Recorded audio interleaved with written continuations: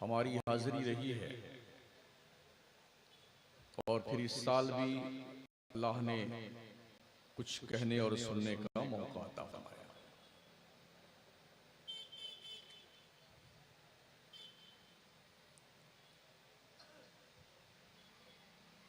मुझसे पेशतर आपने कई शोराए इस्लाम से उनके पाकीज़ा कलेमात समात किए और हमारे दरीना दोस्त हज़रत किबा शायर अहले सुन्नत दिलकश रांचवी साहब, उन्होंने भी माशाल्लाह बड़ा अच्छा कलाम पेश किया। मेरे बाद भी आपको खिताबात सुनने हैं। पता ही चला कि 49 साल इस कॉन्फ्रेंस को होते हुए बिला नागा आज हो चुके हैं।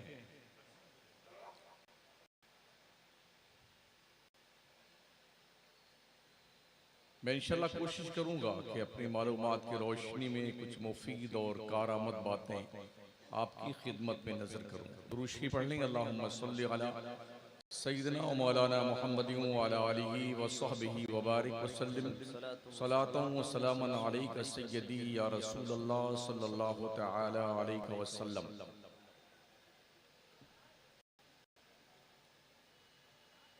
असर और मगरिब की नमाज आपके मस्जिद में पढ़ने का इत्तेफाक हुआ।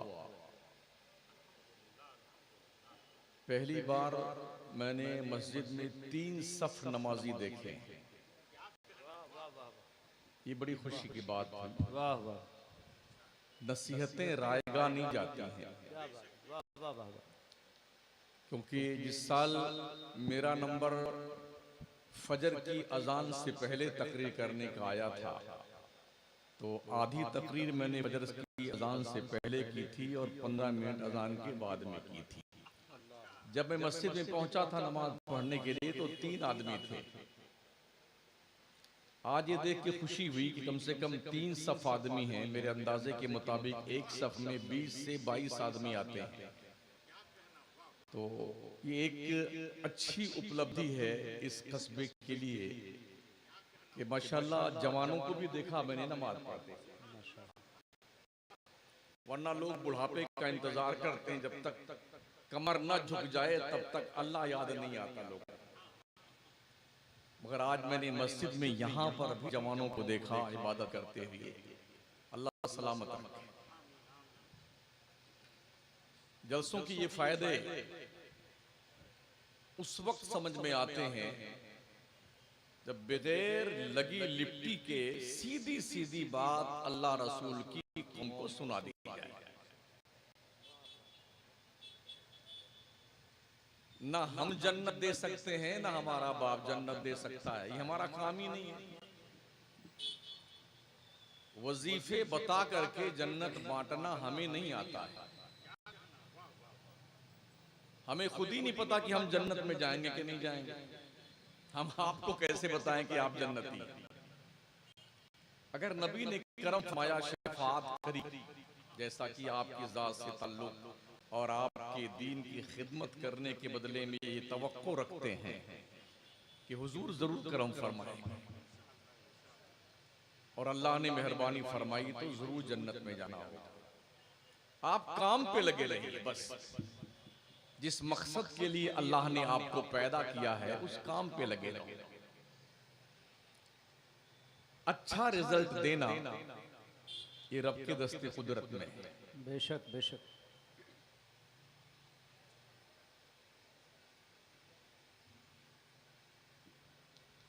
जिसने जितनी जिंदगी अब तक गुजार ली है, टोटल जिंदगी को एक साइड में रख के उसमें से उतने साल माइनस कर दीजिए, जो बचा है उतनी साल जिंदगी आपकी बाकी है।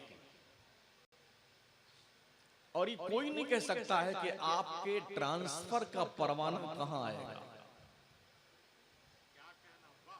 वाह। क्या अहमदाबाद के एयरपोर्ट से एयर इंडिया में बैठकर लंदन जाने वाले मुसाफिरों और भूतपूर्व मुख्यमंत्री ने यह सोचा था कि कि बस कोई 2-4 लम्हे में ही हमारी जिंदगी का चाक गुल हो जाएगा।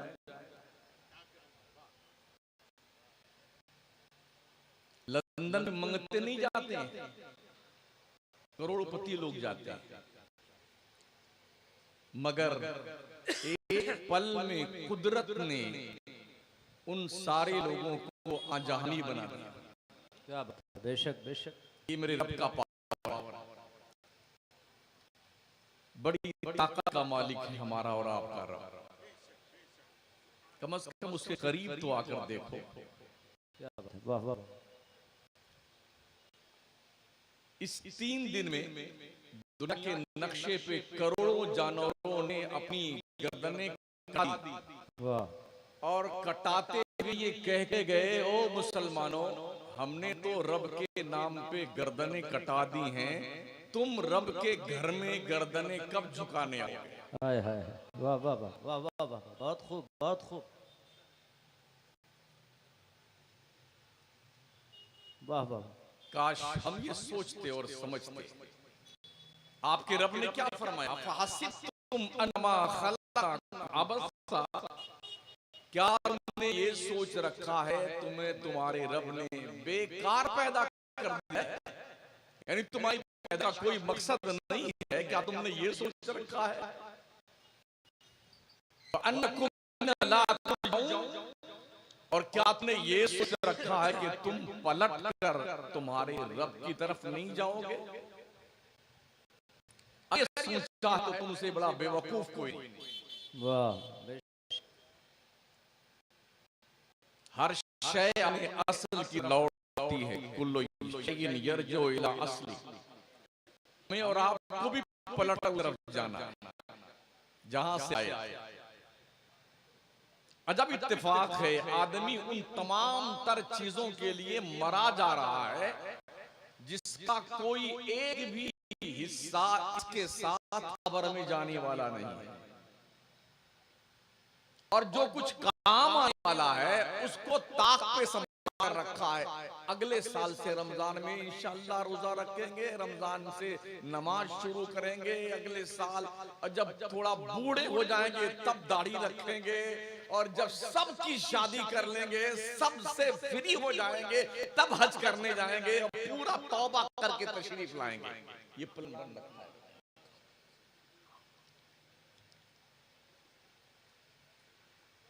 सोचिए और 100 बार सोचिए। यहां दुनिया इसलिए तुम्हें मारती है कि तुम मुसलमान हो, और वहां इसलिए मारे जाओगे तुम मुसलमान थे भी कि नहीं थे। अल्लाह ने जिस मकसद के लिए पैदा किया है वो मकसद पूरा कीजिए। आज जो सहूलियात आपको हासिल हैं, ये सहूलियात बादशाहों को मयसर नहीं थी। वाह, बेशक बेशक जी। किसी बादशाह को आपने BMW में घूमते देखा, फॉर्च्यूनर में टहलते देखा, क्रेटा में घूमते देखा, हवाई जहाज में घूमते देखा, पनडुब्बी में टहलते देखा? किसी बादशाह को आपने क्या इस तरह देखा कि उसके खत को ले जाने के लिए 2-4 मिनट के अंदर खत पहुंच जाता? पहले जमाने में खत लिखा जाता था, और खत के दौर से पहले भी जब सिर्फ तार मंगाया जाता था, कहां मद्रास से तार घूमता हुआ 15-20 दिन के बाद आप तक खबर आती थी कि कोई मर गया। यही होता था ना। कहावत मशहूर है, जरूरत ईजाद की मां है, आवश्यकता आविष्कार की जननी है। जरूरतें बढ़ती गईं तो सबसे पहले इतना बड़ा बड़ा डब्बा वाला खून आया, यूं घुमाता था 10 मरतबा, तब टुन टुन टुन टुन बजता था, तब किसी से बात होती। जरूरत फिर बढ़ी तो मोबाइल के पोते तशरीफ लाए कि छोटे छोटे बिल्कुल छोटे छोटे, और जरूरत बढ़ी तो मोबाइल की दादी अम्मा तशरीफ लाई। आप यहां बैठे हुए हैं ना, 1 मिनट के अंदर अमेरिका में बैठा हुआ आपका आदमी है ना, कर क्या रहा है, कहां मौजूद है, ऑनलाइन उसे देख भी रहे हैं आप, सुन भी रहे हैं, और किस हालत में है ये मुशाहिदा कर रहे हैं। बेशक बेशक क्या बेशक। ये सहूलियत बादशाहों को मैसर थी? जब बादशाह कहीं खत लिखा करते थे किसी मुल्क में भेजने के लिए, तो एक आदमी तो खत लेके जाता था, 50 आदमी उस खत वाले की हिफाजत के लिए जाते थे। क्या अल्लाह की इन नेमतों का कुछ एहसास है आपको, जो बड़ी आसानी से आपको मिल गई? फिर भी लोग कहते अरे यार बहुत हालात खराब है, बड़ी मुश्किल है। शर्म करो, शर्म, कुछ हया करो अल्लाह से। रब ने फरमाया सुम्मा लतुसअलुन्ना यौमइज़िन अनिन नईम, अल्लाह तुमसे हर नेमत के बारे में से पूछेगा, जवाब देने की तैयारी करो। वाह वाह बेशक। क्या तुम ये सोचते हो कि कोई बाईपास रास्ता है जन्नत में जाने के लिए कि उधर से भाग जाएंगे? अल्लाह फरमाता अयहसबुल इंसानु अन युतरका सुदा, क्या इंसान ये गुमान करता है कि उसे यूं ही छोड़ दिया जाएगा? लोग कहते हैं ना, अरे जाओ ना मौलाना, जो होगा देख लेंगे। तुम्हारा बाप देखेगा उधर, यहीं मरते हो। अगर मरने वाले की आंख खुली होती है तो लोग जबरदस्ती बंद बंद कर, यही लोग देखने नहीं देते हैं, कब्र में क्या देखो? रूह कहां से निकलती है? आंख से निकलती है। हर इंसान की रूह आंख से निकलती है, इसीलिए मरने वालों की आंख खुली रहती है। तो जब दुनिया तुम्हें मरने के बाद दुनिया देखने नहीं देती है, तो मर जाने के बाद वहां जो मनो मिट्टी के नीचे आप दफना दिए जाओगे, तब तुम क्या देखोगे? यानी कैसा, बिल्कुल ऐसा ख्वाब देख रहे हैं, इसकी कोई भी ताबीर नहीं है। अल्लाह के कानून की पालना न करना, उसके फरमोदात पे अमल न करना एक रूटीन में मुस्लिम कौम की आदत बनती जा रही है। हमारा घर इस्लामी घर नहीं रहा, इसलिए कि हर घर का हर फर्द मोबाइल में बिजी है। बेटी को कौन समझाए कि तुम्हें कनीज़े फातिमा बनना है? बेटों को कौन समझाए तुम्हें मोहम्मद बिन कासिम बनना है? कौन समझाए तुम्हें सलाहुद्दीन अय्यूबी बनना है? याद रखें, आपकी एक्टिविटीज का ही असर आपकी नस्लों पे मुरत्तब होता है। बेशक बेशक। आपके बच्चे जैसा करता देखेंगे, आपको वैसा ही करेंगे। इसलिए कोशिश करो, जब फजर की अजान हो तो बाप सजदे में हो, माँ वजू कर रही हो, बहन कुरान पढ़ रही हो, भाई मस्जिद की तरफ रमा दमा हो। ऐसे माहौल में जब नन्हे बच्चे आंख खोलते हैं, वो देखते हैं मेरी माँ सजदा कर रही है, मेरा बाप वजू कर रहा है, मेरा भाई मस्जिद जा रहा है, मेरी बहन कुरान पढ़ रही है। इस माहौल में परवान चढ़ने वाले बच्चे कभी मोहम्मद बिन कासिम बनते हैं, कभी सलाहुद्दीन अय्यूबी बनते हैं। वाह बेशक। आज की तारीख में आंख खुली नहीं, उससे पहले मोबाइल पे हाथ जाता। क्या मैसेज आया? क्या किसी ने चैटिंग करी हुई है? इसके देखने का कितना हौसला होता है आदमी को। मस्जिद का मुअज्जिन कितनी बार चिल्लाए मगर आंख नहीं खुलती। एक बुजुर्ग थे, कब्रिस्तान के आसपास खड़े थे। वो एक चौधरी साहब मर गए, तो ये देखा गया है जब बड़ा आदमी कोई मरता है तो बहुत लोग जनाजा पढ़ने जाते हैं। गरीब आदमी मरता है तो बस चंद लोग जनाजा पढ़ने जाते हैं, मतलब उसकी कोई वैल्यू नहीं है। जबकि मुसलमान का मुसलमान पर हक ये है कि अगर कोई मुसलमान मर जाए तो उसके जनाजे की नमाज पढ़ना उस मुसलमान का हक है, कांधा देना मुसलमान का हक है, मिट्टी देना मुसलमान का हक है, बख्शिश की दुआ करना मुसलमान का हक है। क्या बात है, वाह वाह वाह वाह। मगर होता यह है बड़ा आदमी मरेगा तो हो माशाल्लाह क्या लाइन लगी है जनाजे की, और छोटा गरीब आदमी मर जाए तो एक सफ नहीं होती है। तो चौधरी साहब मर गए, बड़ा लंबा चौड़ा मजमा, सफे लग गई, जनाजा पढ़ाने के लिए मिल नहीं रहा था। लोगों ने तलाश किया तो हजरत बाबा साहब लोहे के किला खड़े पकड़ लाए उनको, हजरत जनाजे की नमाज आप पढ़ा दें। वो आए मुसल्ले पे खड़े हुए, एक नजर जनाजे को देखा और एक नजर तकरीबन 300 नमाजियों को पीछे मुड़ के देखा, और फिर नियत बांध ली 1 घंटा में नमाज जनाजा पढ़ाई। जैसे सलाम फेरा ना तो पूरी पब्लिक टूट पड़ी मारने के लिए, दे लात दे घूसा। यार 5 मिनट में नमाज हो जाती, इस बाबे ने तो गड़बड़ सब कर दिया। 1 घंटा में कोई जनाजे की नमाज होती है। बाबा ने कहा मुझे मार क्यों रहे हो? कहा अब तक ऐसी जनाजे की नमाज हमने नहीं पढ़ी है। और कौन सी जनाजे की नमाज है, तुमने 1 घंटा लगा दिया जनाजे में। कहा बात तो मेरी सुन लो फिर मुझे मार लेना। कहा बताओ क्या बात? कहा मैंने एक की जनाजे की नमाज नहीं पढ़ाई है, 300 आदमियों के जनाजे की नमाज पढ़ाई है।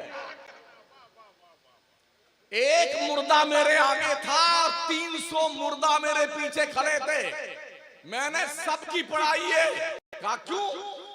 कहा अगर तुम अल्लाह के लिए आते ना तो मस्जिद का मुअज्जिन 24 घंटे में 5 मरतबा हय्या अलस सलाह की सदा देता है, तुम जरूर खुदा के सजदे करने के लिए जाते। तुम तो चौधरी साहब को राजी करने के लिए आए हो, मालदार की खुशी के लिए आए हो, दौलतमंद को राजी करने के लिए आए हो, इसलिए तुम जनाजा नहीं पढ़ने आए हो, चेहरा दिखाने आए हो कि तुम्हारे बाप की मैयत में हम आए। जनाजा पढ़ना इबादत, नेकियां मिलती हैं, अल्लाह राजी होता है अपने बंदों से, और हम कर नहीं रहे। जिंदगी की कौन सी ऐसी फील्ड है जिस फील्ड में हम और आप कामयाब हैं? कभी अकेले में सोचा कीजिए, गौर कीजिए, हम कहीं सक्षम नहीं, कहीं कामयाब नहीं, जबकि अल्लाह का फरमान है वला तहिनु वला तहनु व अंतुमुल आलौना इन कुंतुम मुमिनीन। तुम गम मत करो, खौफ मत खाओ, कामयाबी तुम्ही को मिलेगी, मगर शर्त यह है कि तुम मुसलमान बनो। अल्लाह ने कुरान में बार बार तौबा किया ना, ए ईमान वालो पूरे पूरे ईमान ले आओ, मुकम्मल तौर से इस्लाम में दाखिल हो जाओ। या अय्युहल्लज़ीना आमनू दुखुलू फिस्सिल्म काफ़ा, आधा तीतर आधा बटेर इनके ना रहो। सिर्फ जुम्मा की नमाज फर्ज नहीं है तुम पर, 5 वक्त की नमाज फर्ज। क्या अलमिया है, साल में वाजिब नमाज 2 मरतबा आती है ईदैन की शक्ल में।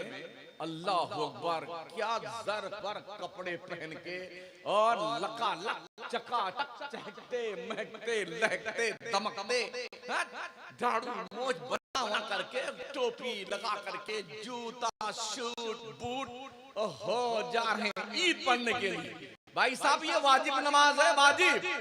फर्ज नमाज कब पढ़ोगे? मरने के बाद।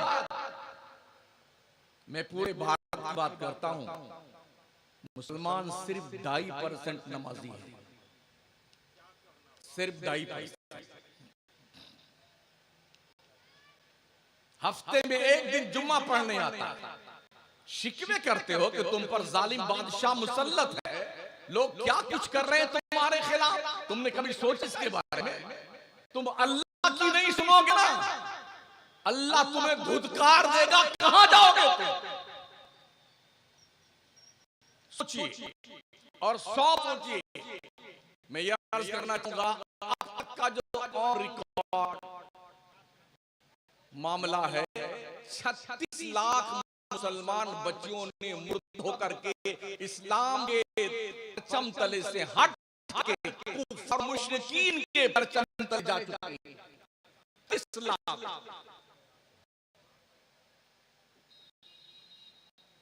उनके बचाने की तदबीर आपके पास है।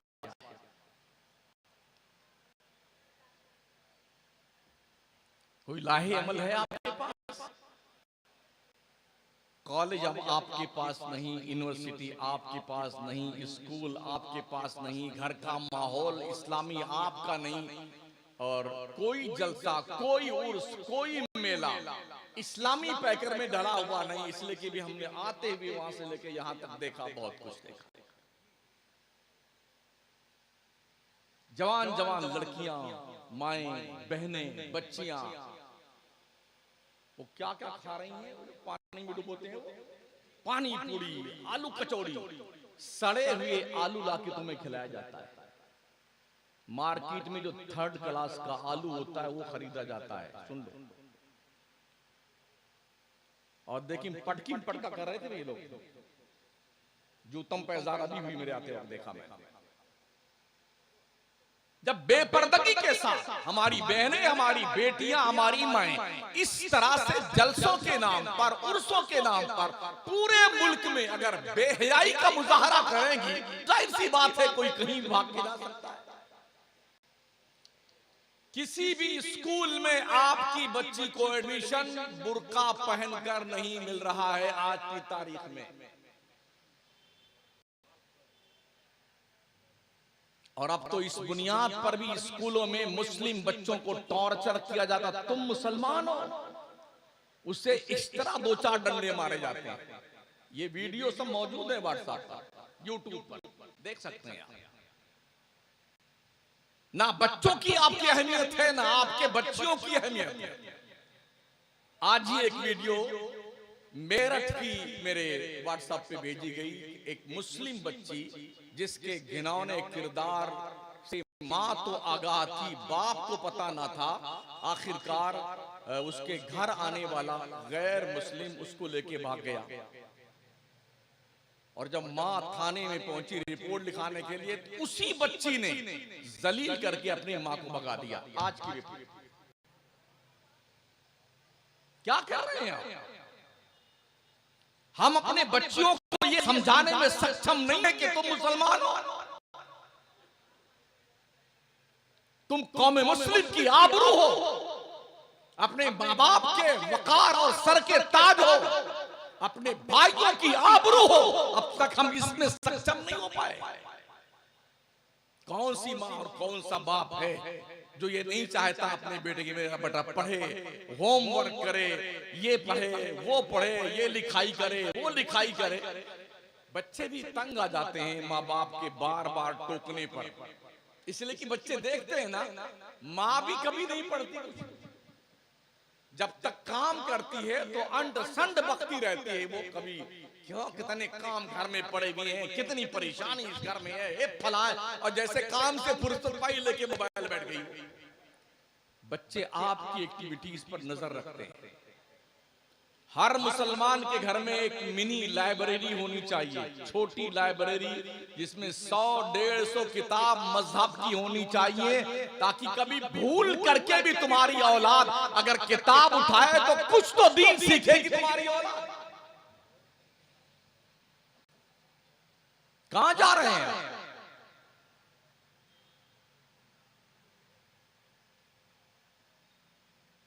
मदरसों के हालात बुरे, मस्जिदों के हालात हमारे बुरे, बहुत कम तनख्वाह इमाम को दी जाती है, बहुत कम तनख्वाह मुदर्रिसीन को दी जाती है। उस पर ये कि ये फरिश्ता होना चाहिए नमाज पढ़ाने वाले, ये कहीं नहीं जाना चाहिए, 24 घंटा मस्जिद में बंद रहना चाहिए। तो इमाम कोई मुर्गी नहीं है जो दरबार में बंद रहे, समझ रहे? उसकी भी जरूरियात है। अगर मस्जिद नबवी के इमामत के मुसल्ले पे नबियों का नबी, रसूलों का रसूल इमामत करता हुआ मुल्के शाम तिजारत करने जाता है, सिद्दीक अकबर मदीने के बाजार में चादर कंधे पे रख करके अमीरुल मोमिनीन है और बाजार में चादर बेचने जा रहे हैं। उमर फारूक आजम अमीरुल मोमिनीन है। 22.5 लाख मुरब्बा मील की जमीन पर बिला शिरकत गैर हुकूमत करने वाला, जिसके नाम से दुनिया कांपती थी, जिसके जुब्बा में 12-12, 17-17 पेवंद लगे होते थे, वो उमर तिजारत करने मदीने की मंडी में जाता है। हम कौन से इमाम है भाई साहब जो हम पर पाबंदी लगाई गई? नहीं साहब, इमाम साहब को धंधा नहीं करना है, इमाम साहब को ये नहीं करना है, इमाम साहब को वहां नहीं जाना, वहां नहीं जाना। भाई साहब तो जिब्रील अमीन को खत लिखिए कि हजरत हमारे गांव की मस्जिद के लिए ऐसा इमाम दीजिए जो आपकी बिरादरी से हो, ना खाना खाए, ना पानी पिए, ना उसके बीवी हो, ना उसके बच्चे हो, बस वो सिर्फ अल्लाह अल्लाह करे, फरिश्त की जमात का इमाम दे दीजिए। लिखिए इमाम आजम अबू हनीफा, जिनके मजहब की हम पैरवी करते हैं, हनफीयुल मजहब हम हैं, सबसे बड़े ताजिर कूफा के थे इमाम आजम। और हक बात दिलकश भाई, हमारे उलमा जो हक बात नहीं बोल पा रहे हैं, उसकी वाहिद वजह यह है कि वो खुद कफील नहीं है। जब तक आदमी इमाम मौलाना खुद कफील नहीं होगा तो डर के मारे हक बात नहीं बोल पाएगा। कमेटी नाराज हो जाएगी, सदर गुस्सा हो जाएगा, खजांची नाराज हो जाएगा। इसलिए हर इमाम को खुद कफील होना जरूरी है, हर आलिम को खुद कफील होना। बहुत खूब बेशक, ताकि दीन की बात आंखों में आंखें डाल करके कौम को सुना दी जाए, बिला खौफ लौमत लाए।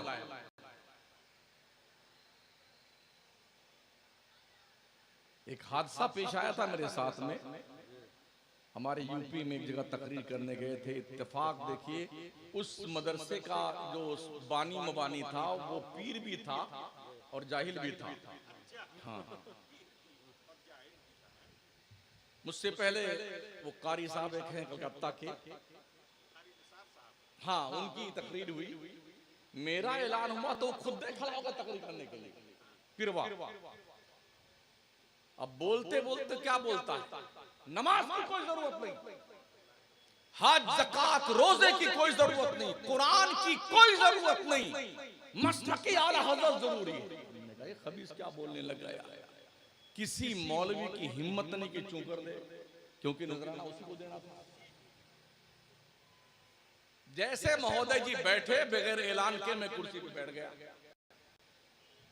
बगैर कुछ खुतबा पढ़े हुए। मैंने कहा ये जनाब जो अभी खिताब फरमा रहे थे, इनकी बेगम इनके निकाह से बाहर तशरीफ ले गई और ये जनाब इस्लाम के दायरे से खारिज हो गए, काफिर हो गए। तो क्या बोलता है, अरे हजरत हमने मोहब्बत में कहा, कब तेरी मोहब्बत की ऐसी तैसी? नमाज अल्लाह ने फर्ज की है, वो जरूरी नहीं। रोजा हज ज़कात अल्लाह ने फर्ज किया है, वो जरूरी नहीं है। कुरान अल्लाह की किताब है, वो जरूरी नहीं है। तो मसलक के आला हज़रत किस चिड़िया का नाम है?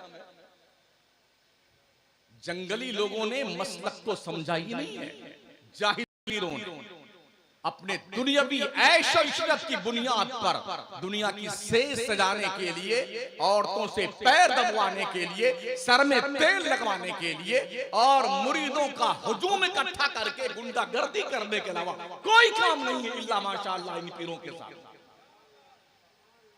ये तबाहियां और बर्बादियां जो आज देखने को मिल रही हैं, इसके बाईस जिम्मेदार ये लोग। अफसोस ये है कि ऐसे पीरों के साथ मौलवियों की एक लंबी टीम जुड़ जाती है। हाँ, ये हजरत है, ये किबला है, ये काबा है, अभी जमीन से उगे हैं, आसमान से बरसे हैं, जन्नत से तशरीफ लाए हैं। ये सारे खिताबात, पूरी तकरीर उसी पीर की शान में होती है। ये अलमिया है। अल्लाह ने हमें दीन की तबलीग के लिए पैदा किया है, इस्लाम का प्रचार प्रसार करने के लिए पैदा किया है, पीर की तबलीग के लिए नहीं पैदा किया। हाँ, सबसे बड़ा हक ओ बच्चों तुम्हारे ऊपर तुम्हारे बाप का है और तुम्हारी मां का है, पीर से भी बड़ा हक है। इसलिए कि हमने ना तो एक आयत कहीं पढ़ी है पीर के बारे में पूरे कुरान में, और ना एक हदीस हमने पढ़ी है पीर के बारे में, कहीं नहीं। फिर भी हम पूरी मुरीदी मानते हैं, हम खुद मुरीद हैं। लेकिन माँ बाप के ताल्लुक से अल्लाह अकबर, कुरान में जजमेंट मौजूद है। वइम्मा यब्लुगन्ना इंदकल किबरा अहदुहुमा औ किलाहुमा फला तकुल लहुमा उफ़्फ़िन वला तन्हरहुमा वक़ुल लहुमा क़ौलन करीमा। सुभान अल्लाह। तुम्हारे माँ बाप दोनों या दोनों में से कोई एक अगर बूढ़े हो जाएं, ओ बच्चों अपने माँ बाप को उफ भी नहीं कहना,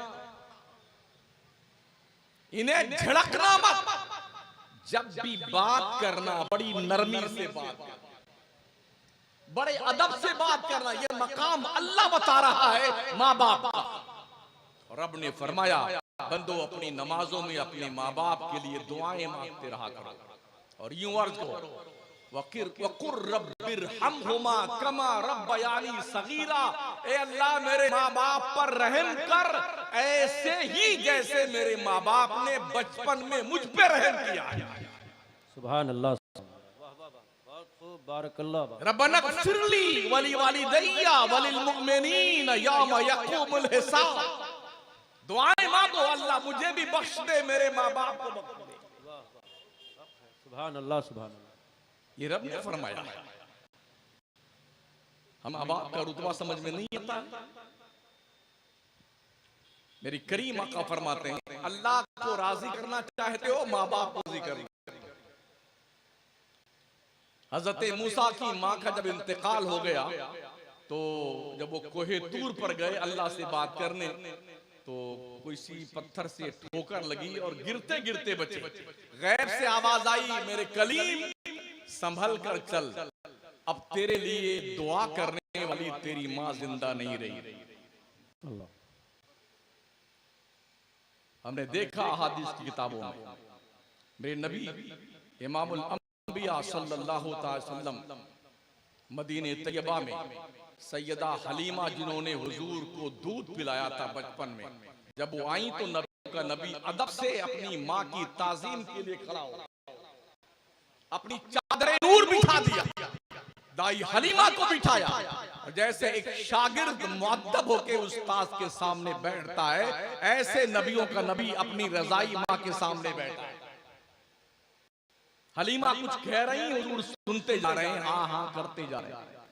वो चली गई, हुजूर फिर गए, उनको रुखसत किया। सहाबा ने पूछा या रसूलल्लाह ये कौन थी? मेरे नबी फरमाते हैं साहबा ये मेरी वो माँ है जिसे बचपन में जिसने मुझे दूध पिलाया, हलीमा थी। तवज्जो करें, रज़ाई माँ का अदब एहतराम नबियों का नबी इतना करता है, हकीकी माँ अगर सैयदा आमा जिंदा होती नबी कितना एहतराम करते। क्या सबक मिलता है आपको? आज शादी क्या हो गई बच्चों की, साल 6 महीने ही में बच्चे माँ बाप को गालियां देने लगते हैं, धक्के मारते हैं, ओल्ड हाउस में माँ बाप को जमा करके आ जाते हैं। ये तो यूरोप की कंडीशन थी, आज हिंदुस्तान में भी ओल्ड हाउसेस बन गए हैं जहां बूढ़े माँ बाप को रख करके बेटे और उसके बेटे की बीवी आ जाते हैं और किराया पेन करते रहते हैं, चाहे बूढ़ा मरे चाहे जिए। ये भी रिपोर्ट मैंने पढ़ी, एक का बाप मर गया, ओल्ड हाउस में खबर भेजी गई के घर पे कि बेटा तेरा बाप मर गया है। तो बेटे ने क्या कहा, आप मेरे बाप का अंतिम संस्कार कर दो, मैं पैसा भेज दूंगा। ये दिन बीतने थे हमें। चाहे औलाद के लिए अपने माँ बाप की माँ पर ये जुमले जो है फिट बैठते हैं। लोग हमारे बाप ने किया हमारे लिए, कहते ना बच्चे, हमारे बाप ने हमारे लिए क्या किया है। ऐसे एक बाप था बेचारा, गर्मी हो सर्दी हो बारिश हो, हमने देखा है, दुबई में भी देखा है, शारजा में देखा, अबू धाबी में देखा, फुजेरा में देखा, सऊदी में देखा, इराक में देखा, बापों को मेहनत करती। अगर पहना हुआ कपड़ा पीठ पे फटा हुआ है ना, फिर भी बोरी लाद करके लोगों की दुकान पर वो सप्लाई करता हुआ दिखता है। नाश्ता नहीं करता कि पैसे बचेंगे तो बच्चों के काम आएंगे। बेशक बेशक, हाँ। दो तो तीन तीन जगह मजदूरी करता है। 2 घंटा कहीं रोटी बनाने का काम करता है, किसी की गार्डन में पानी डालने का काम करता है, फिर 2 घंटा किसी के यहाँ जाकर के जो है उसके गाड़ी की सफाई और धुलाई करता है, तब कुछ पैसे मिलते हैं। और यहाँ बेटे, अरे हमारे बाप ने किया क्या हमारे लिए? तो एक बाप था बेचारा ऐसे ही, बार बार बच्चे ताना देते उस बाप को, तुमने किया क्या हमारे लिए? बूढ़ा हो गया, मरने का वक्त करीब आया, तो जो सुनते सुनते, अच्छा बाप बोलता नहीं, माए तो कुछ कह करके दिल का भड़ास निकाल लेती हैं, बाप कुछ नहीं बोलता, सब्र और शुक्र का पैकर बना रहता है। तो जब बिल्कुल जांकनी का वक्त करीब आया, तो जिस मकान को बाप ने बनाया था, तो एक पर्ची में अपने बच्चे को लिख के दिया कि मेरे मरने के बाद इस मकान को खोदना, इस मकान के नीचे तुम्हें खजाना मिल जाएगा जो मैंने दफनाया हुआ। बाप का इंतकाल हुआ, बच्चों ने जल्दी जल्दी तैयारी की, कब्र खुदाई, कफन मंगाए, नहलाया, कपड़े पहनाए और मेहमान को कब्रिस्तान के हवाले कर पलट के आए, जुट गए सारे अपने बाप के बनाए हुए मकान को खोदने के लिए। पूरा मकान एकदम खोद खोद करके खंडर बना दिया। बहुत देर के बाद एक छोटी सी मटकी मिली, इनके दिल की तमन्नाएं उस तरफ जो है मुल्तफित हुई कि शायद इसी में खजाना है।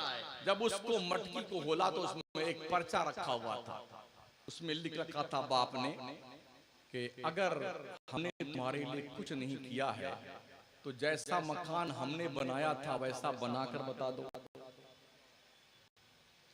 अब बाप रहा और बाप की बनाई हुई इमारत रही। अब एहसास बच्चों को हुआ कि वाकई में जो कुछ किया था वो बाप ने किया, मगर वो मामला हुआ सांप जब निकल गया, अब लकीर पीटने से कोई फायदा नहीं।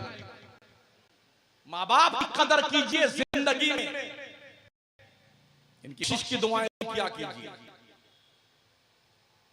इनके काम आए, इनकी दवाएं करवाइए, सर में तेल लगाइए, इनके हाथ पैर दबाइए, इसलिए कि अल्लाह रसूल ने ये जो इज्जतें रखी हैं ना माँ बाप कदमों, तुम्हारी जन्नत काबा के दीवारों के साए में नहीं है। अल्लाह के पैगंबर ने फरमाया अल-जन्नतु तहता अक़दामिल उम्महात, ओ मेरी उम्मत के लोगों, तुम्हारी जन्नत तुम्हारे माओ के कदमों के नीचे है। बेशक बेशक, वाह वाह वाह, बहुत खूब। इस्लाम के पैगंबर ने फरमाया दुआए वालिदी ले वलदिही का दुआई लकुम, एक बाप की दुआ अपनी औलाद के लिए ऐसी होती है जैसे एक नबी की दुआ अपने उम्मत के लिए हुआ करती है। क्या कहने, क्या कहने।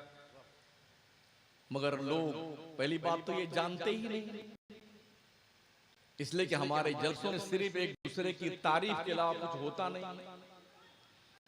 अरबों रुपए सालाना हम सुन्नियों के जलसों पे खर्च होते हैं, लेकिन अगर इसका रिजल्ट देखा जाए तो नॉनसेंस, नो रिफंड, नील बटा सन्नाटा, बाबा बाबा जिंदाबाद मुर्दाबाद, उसके अलावा कुछ नहीं है। कभी ये जलसे नहीं होते थे, छोटी छोटी महफिलें मिलाद होती थी और वहां आधा घंटा लालटेन की रोशनी में, चिराग रोशनी में, मोमबत्ती की रोशनी में कुछ भी बताते थे तो लोग सीखते थे, समझते थे, अमल करते थे। मकान कच्चे थे, ईमान बड़ा पक्का था। आज मकान बड़े पक्के हो गए हैं, ईमान बड़ा कच्चा हो गया। पलटिए उस तरफ जिधर जाकर के ईमान की मजबूती की तुम्हें बशारत मिलती हो। तुम्हारी तरक्की आगे जाने में नहीं है, तुम्हारी तरक्की मदीने से करीब जाने में, नबी की गुलामी में, उसवे रसूल पर अमल पैरा होने में, कानून खुदावंदी की बालादस्ती तस्लीम करने में। अल्लाह ने क्या फरमाया, या अय्युहल्लज़ीना आमनुत्तकुल्लाह हक्का तुकातिही वला तमूतुन्ना इल्ला व अंतुम मुस्लिमून। ओ मुसलमान, अपने रब से डर ऐसे जैसे कि अल्लाह से डरने का हक है। और मर तो मुसलमान बन के मर। अल्लाह क्या कहता है, वमा क़दरुल्लाह हक़्क़ क़द्रिही, बंदों ने अल्लाह की कदर नहीं पहचानी जैसी उसके रब की कदर थी। पुलिस के डर से आदमी चोरी नहीं करता, बदमाशी नहीं करता, सिग्नल पे गाड़ी लिए खड़ा रहता है। अब कोई पुलिस वाला पकड़ता नहीं, वहां लिखा हुआ आप कैमरे की नजर में है, डर मारे कोई बेटा सिग्नल तोड़ के नहीं भागता है, कैमरे की नजर में है, कैमरा चालू है। जो वाइट पट्टी लगी हुई है ना मोटरसाइकिल का अगला पहिया, उस पट्टी को डर के मार क्रॉस नहीं करता है। अगर एक कैमरे से इतना डरते हो और तुम गलत काम नहीं करते हो, तो वो अल्लाह जो रात के अंधेरे में दिन के उजाले में तुम्हें हर वक्त यकसा देखता है, उससे डर करके गुनाहों को क्यों नहीं छोड़ते? क्या उस रब के देखने का तुम्हें एहसास नहीं रह गया? वालिमुल गैब व शहादा है तुम्हारा, तुम्हें देखता है। वो चाहे ना तो गुनाह करते ही तुम्हें अपाहिज बना दे, पैरालिसिस का शिकार हो जाओ, हार्ट अटैक आ जाए, गुर्दे फेल कर दे। वो चाहे उसी वक्त मौत दे दे, लेकिन वो हलीम रब है, सत्तार है, पर्दापोशी करता है, मोहलत देता है। हो सकता है बंदा अब मान जाए, हो सकता है मेरा बंदा अब मान जाए, हो सकता। और जब तक रूह गले में आके अटक ना जाए तब तक अल्लाह मोहलत देता। बंदे अब पलटा रहमत रब की तरह, तेरा रब तुझे एक्सेप्ट करने को तैयार, फिर भी नहीं मानता। तुम्हारा रब तुम्हारा इंतजार करता है। हदीस शरीफ में आया हुआ है, जब बंदा अपने रब की रहमत की तरफ एक कदम आगे बढ़ता है तो अल्लाह की रहमत 70 कदम आगे बढ़ के उसका इस्तकबाल करती है। रब ने कहा ना, अलम यानी लिल्लज़ीना आमनू अन तख़शअ क़ुलूबुहुम लिज़िक्रिल्लाह, क्या मोमिनों के लिए अब भी वक्त नहीं आया कि उनका दिल अल्लाह की याद के लिए मोम जाए? तुम तवक्को रखते हो ना, हमारे लिए आसानी हो जाए, हमें ये मिल जाए, हमें वो मिल जाए, हमें वो मिल जाए, लेकिन जब तक रब नहीं चाहेगा ना, कुछ नहीं मिलने वाला है। लोग अपने अपने पार्टियों के झंडे उठाते रात दिन गुजार देते हैं, गुलामी की नजरें पेश करते हैं, दफन हो जाते हैं मोहब्बत में। कभी ये मोहब्बत उस रब से करके देखो जो लफ्ज़े कुन से दुनिया की उन इंसानों को, मुफलिसों को बादशाहत की जागीर देता है। उसके खजाने में कोई कमी नहीं। लिल्लाहि मुल्कुस समावाति वल अर्द, अल्लाह ही के लिए जमीन और आसमान की बादशाहत है। लिल्लाहि मा फिस समावाति व मा फिल अर्द, जमीनों और आसमानों में जो कुछ भी है सब अल्लाह का है। उसकी क्यों नहीं मानते? चंद टुकड़ों के लिए आदमी किसी के यहाँ नौकरी करता है, चंद हजार रुपए की नौकरी करता है, तो उसकी मन समाजा बॉस, अरबाब, सर, हजरत, हुजूर, किबला, काबा। अरे हो लोगों, इतना खूबसूरत वजूद क्या बात, जो रब ने आपको अता फरमाया, लक़द ख़लक़नल इंसान फी अहसनि तक़वीम, जिस रब ने फरमाया वक़द करमना बनी आदम, आदम की औलादों को हम बुजुर्गी का ताज बनाया है, वो रब, क्या उसका हक नहीं बनता है अपने बंदों को कि उसकी बंदे उसकी इबादत करें? आज जितने लोग मैं हूं, मैं वजीर हूं, मैं कबीर हूं, मैं बादशाह हूं, हश्र के मैदान में सब मौजूद होंगे और अल्लाह कुर्सी अदालत पर इस्तवा फरमाएगा। अर्रहमान अलल अर्श इस्तवा। अल्लाह जानते हो क्या कहेगा हश्र के मैदान में? ऐलान करेगा परवरदिगार, लिमनिल मुल्कुल यौम, ओ अहले महशर बताओ आज किसकी बात? दुनिया में बहुत उचकते थे ना, चिल्लाते, मैं वजीर, मैं फला, मैं बादशाह, मैं गवर्नर, मैं सुपर पावर, मैं IAS, IPS, RS वगैरह वगैरह। आज बताओ किसकी बादशाह?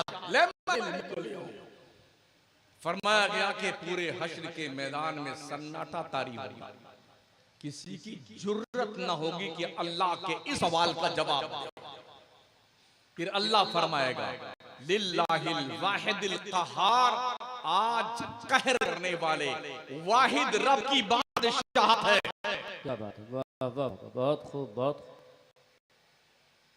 आपने ये देखा है, अगर किसी शख्स को बड़ी चमचागिरी करने के बाद किसी मिनिस्टर या मुख्यमंत्री से मिलने का 25 मिनट का वक्त मिल जाए ना, पूरा फोटो शूट करता है और अखबार में छपवाता है, वीडियो संभाल कर रखता है, अखबार की कटिंग एल्बम बनाता है।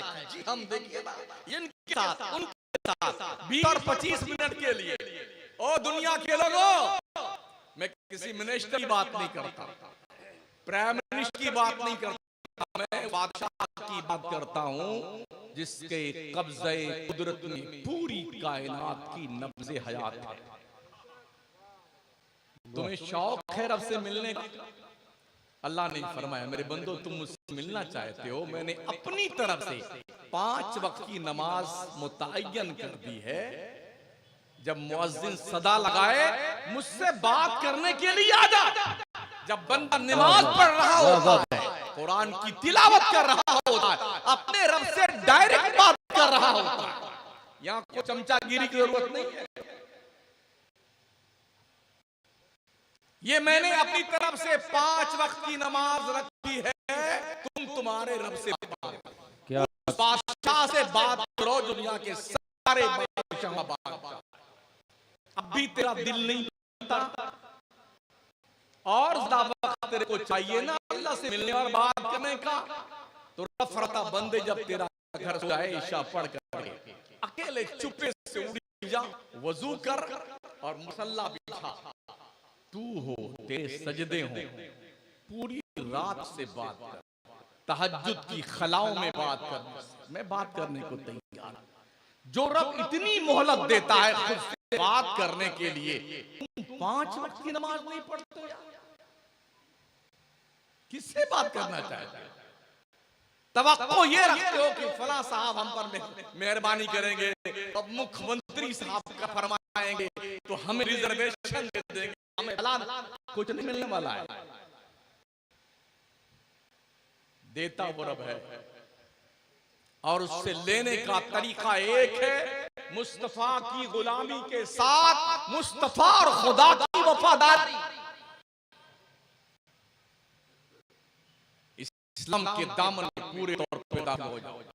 या अय्युहल्लज़ीना आमनू आमिनू, ऐ वो लोग जो ईमान ला चुके हो, पूरे पूरे ईमान ले आओ, आधा तीतर आधा बटेर ना बनो।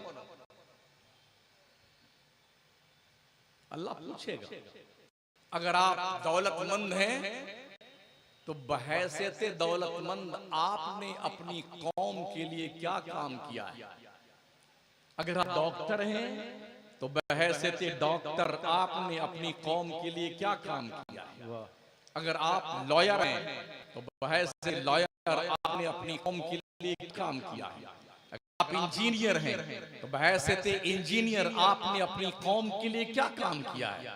आलिम हैं तो बहैसियत आलिम आपने अपनी कौम के लिए काम क्या किया है?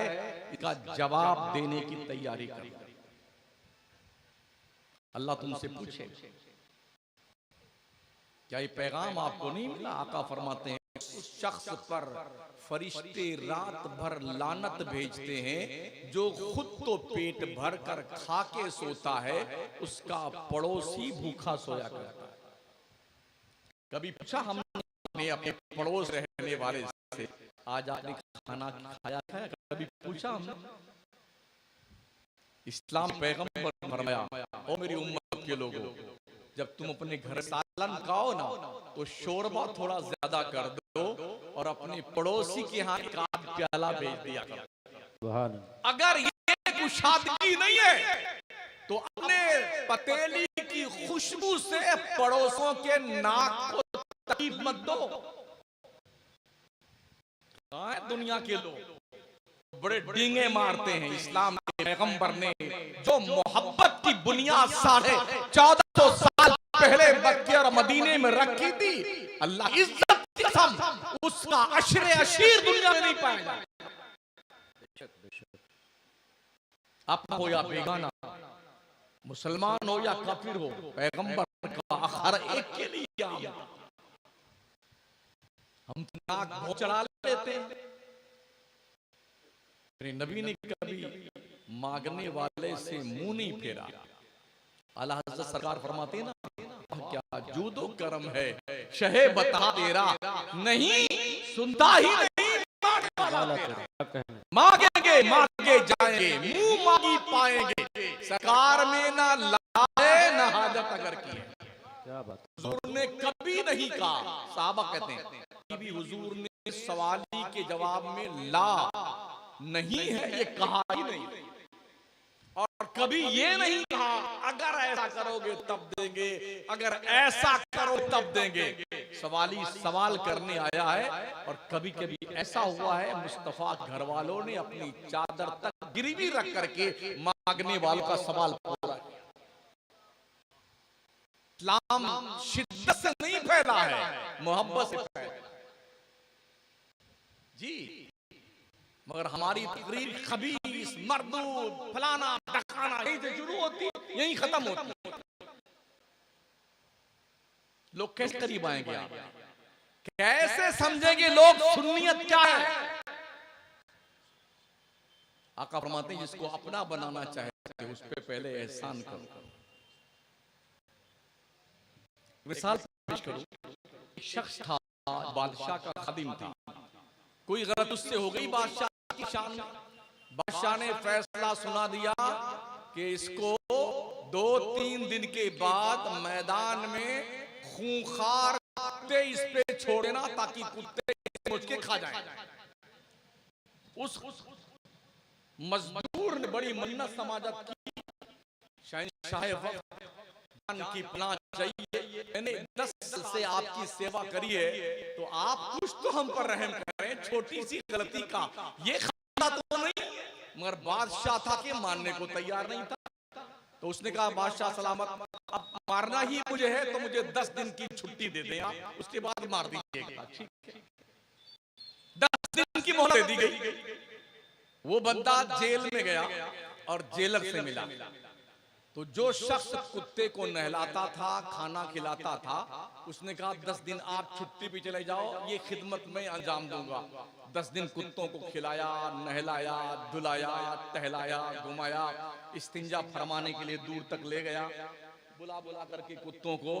10 दिन के बाद जब टाइम आया कि आज की तारीख में इतने बजे इसे कुत्ते छोड़े जाएंगे ताकि ये कुत्ते खा जाएं इसे काट करके, लेकिन अजीब हाल था, जब मैदान में उस बंदे को खड़ा करके वो कुत्ते छोड़े गए जो बड़े खूंखार थे, लेकिन 10 दिन उसने खिदमत की थी। जब कुत्ते उसके पास पहुंचे तो उसके पैरों को चाटने लगे, उसके साथ खेलने लगे, वो काटने का नाम नहीं ले रहे।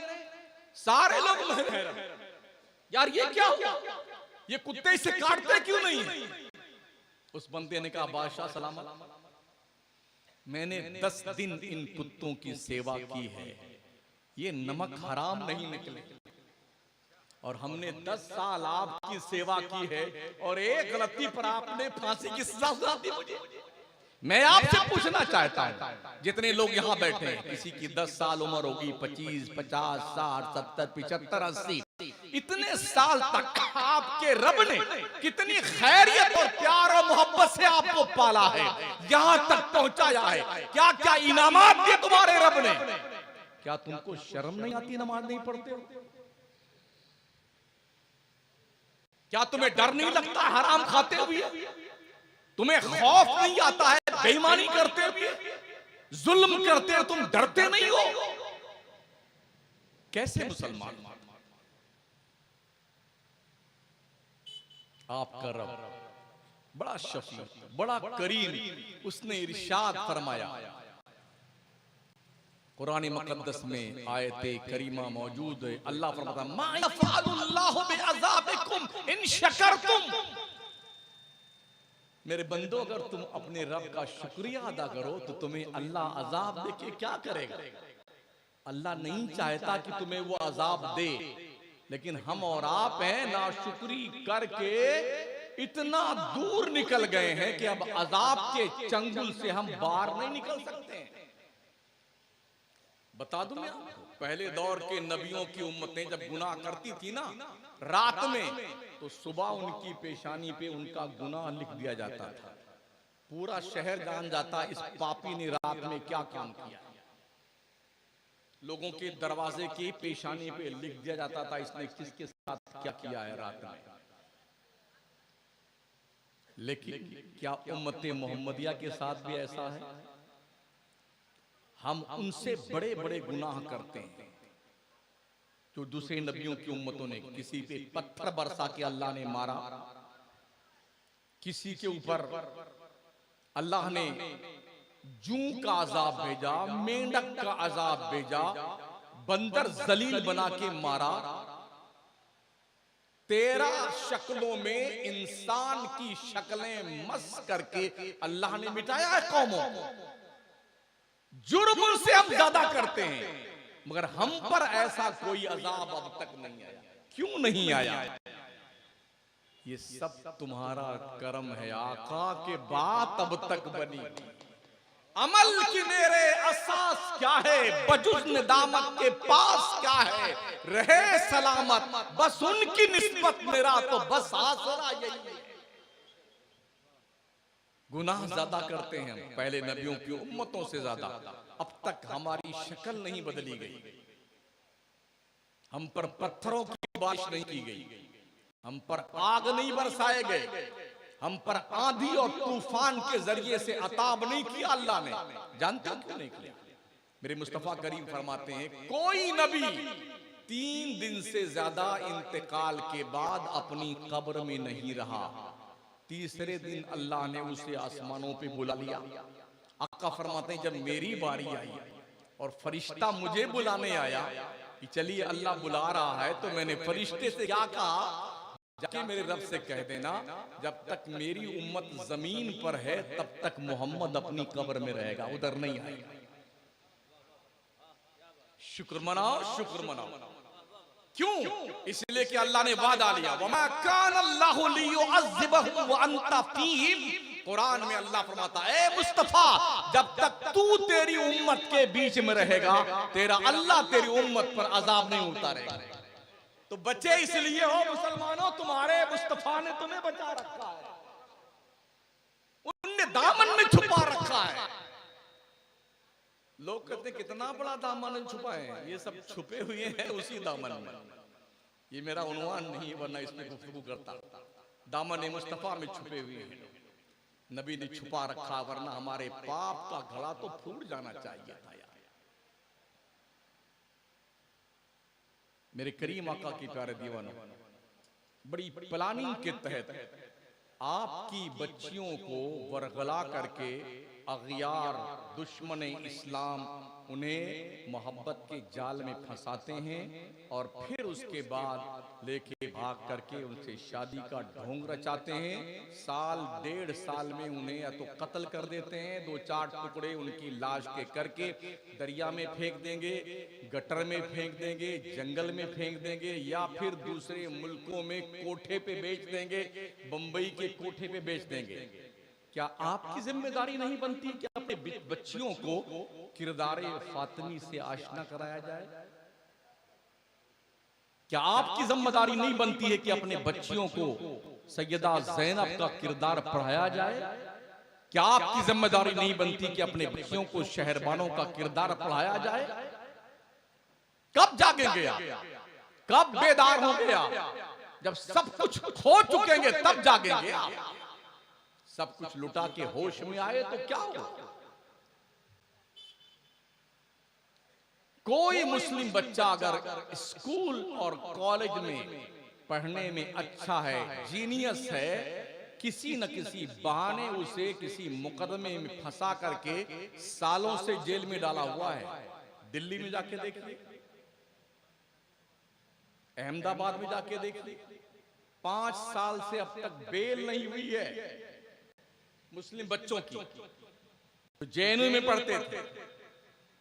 अक्षरधाम पे हमले हुए, जिन मुसलमानों को गिरफ्तार किया गया, 33 साल तक जेल में रख करके जज ने ये कह के अहमदाबाद में फैसला सुनाया, इन पर कोई जुर्म साबित नहीं हुआ तो 33 साल जो इनका खराब हुआ, तुम्हारा बाप इसका खजाना देगा?